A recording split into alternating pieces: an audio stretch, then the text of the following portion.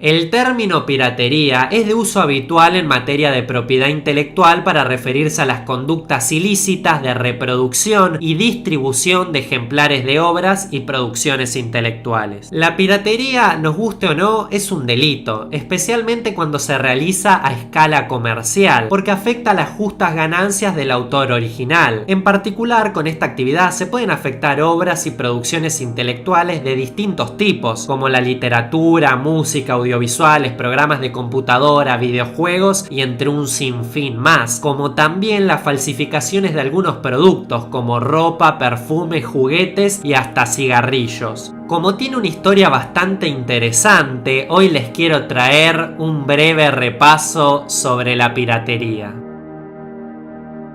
El origen de la palabra.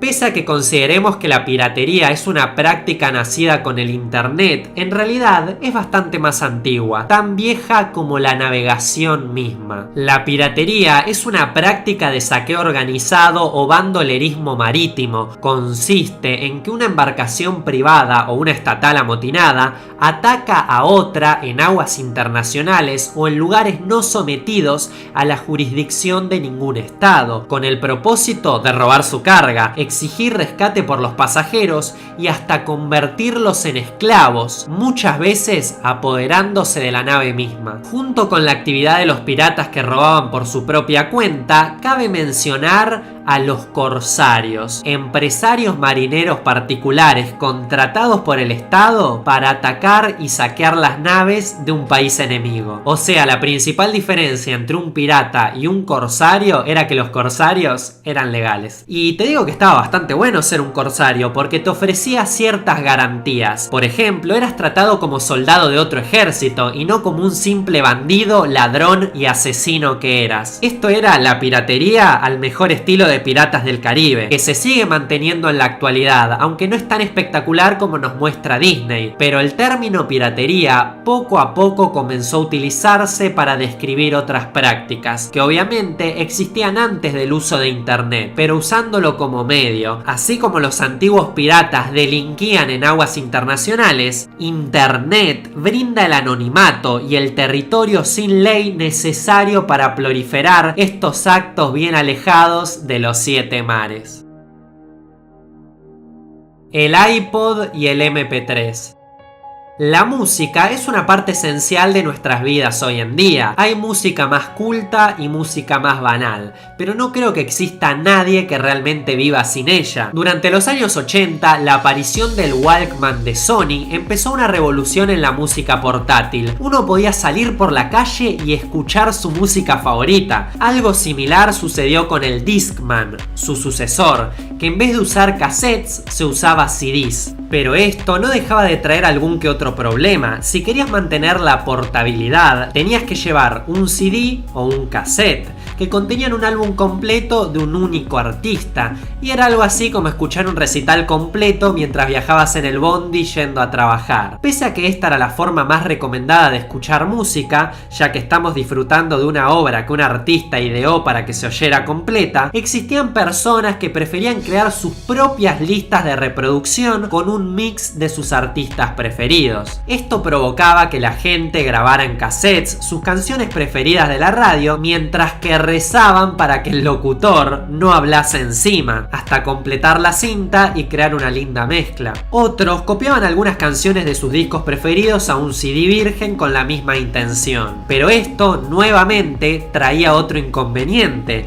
y es que es en un CD. Por ejemplo, a veces no entraban más de 16 o 20 canciones, lo que seguía siendo un impedimento ya que los archivos pesaban demasiado. Es acá donde aparece la música MP3. Bueno, todos conocemos al MP3, que es un formato de compresión de audio digital patentado que usa un algoritmo con pérdida para conseguir un menor tamaño de archivo. O sea, un MP3 tiene un tamaño de aproximadamente unas 11 veces menor que su homónimo en CD. Pero esto obviamente genera una cierta pérdida de calidad en el audio final, por lo que estaríamos sacrificando la calidad por el espacio que ocupa. Se registraron varias patentes de este formato en 1991, pero no fue hasta 1995 que se usó por primera vez. A su vez, en el año 2002, con la llegada de los dispositivos portátiles, se empezaron a incluir en los estéreos de autos o en los equipos de audios hogareños, y esto se empezó a masificar.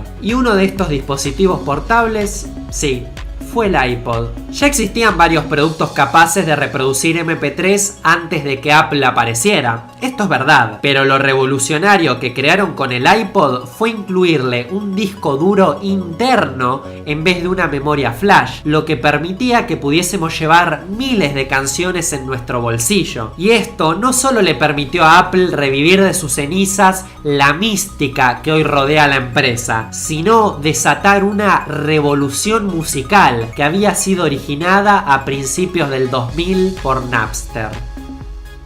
Metallica y el juicio contra Napster.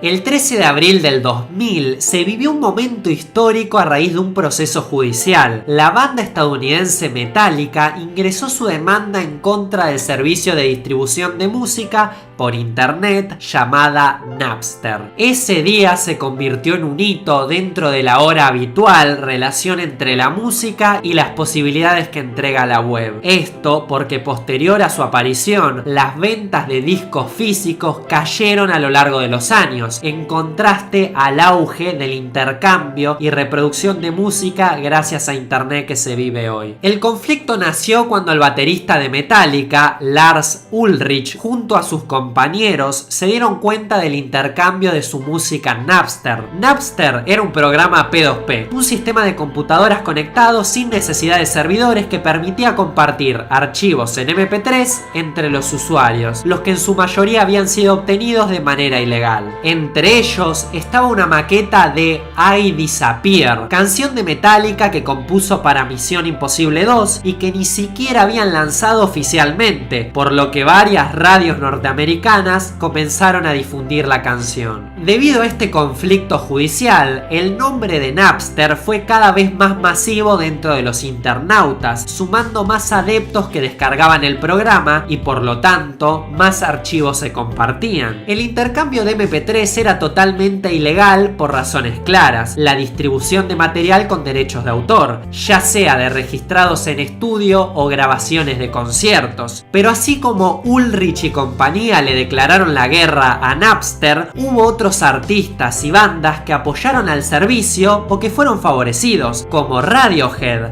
que por la difusión lograron por primera vez alcanzar el primer lugar de ventas en Estados Unidos. Finalmente, Napster cedió ante la presión y debió darle una cifra metálica, la cual nunca se dio a conocer, pero debe haber sido muy alta porque el servicio se declaró en quiebra y dejó de existir, lo que allanó el camino para el surgimiento de iTunes, plataforma de Apple que nació en 2001 solo como un reproductor de música, pero que en 2003 adoptó también la tienda online. Ulrich durante el juicio afirmó que nunca se trató de dinero, sino de control. Netflix, Steam, Spotify, ¿reducen la piratería? Bueno, de acuerdo con un reporte noruego que voy a estar dejando acá abajo en la descripción, alrededor de 1.2 mil millones de canciones fueron copiadas sin permiso en ese país en 2008, número que había descendido 210 millones. La piratería de películas y series de televisión también se han reducido alrededor de un 50%.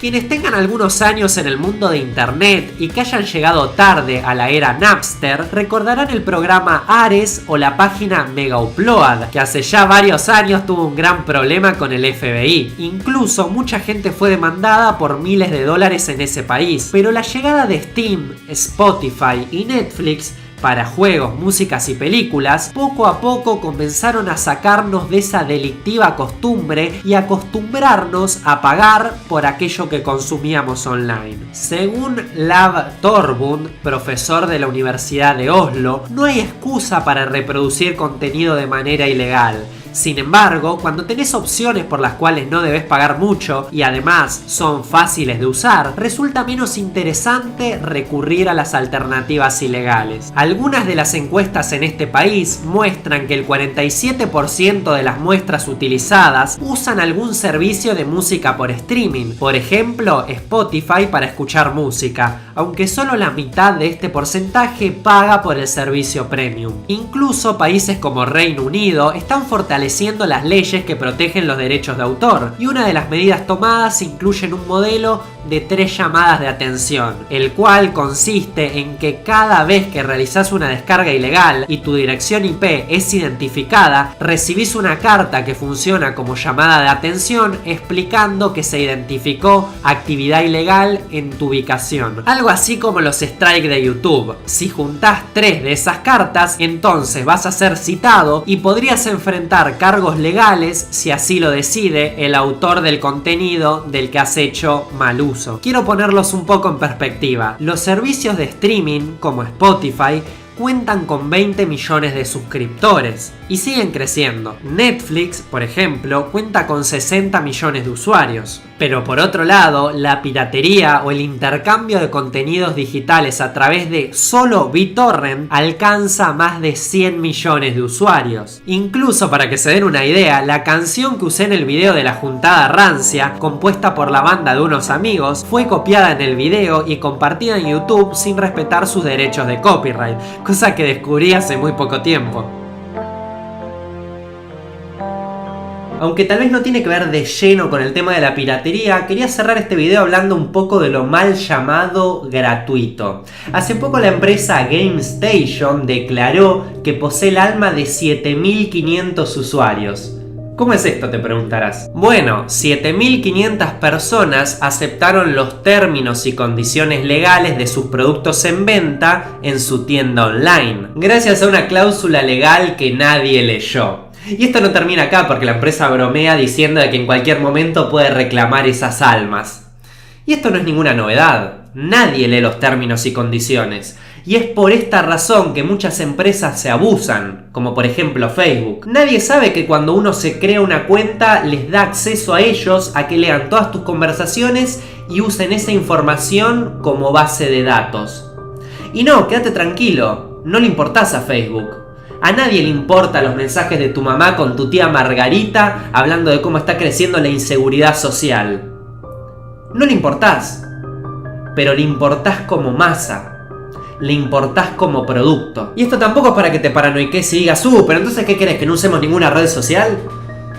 No, para nada, no estoy diciendo eso. Es para que tengas un poco más de conciencia y te des cuenta que cuando algo no cuesta dinero, no necesariamente es gratuito.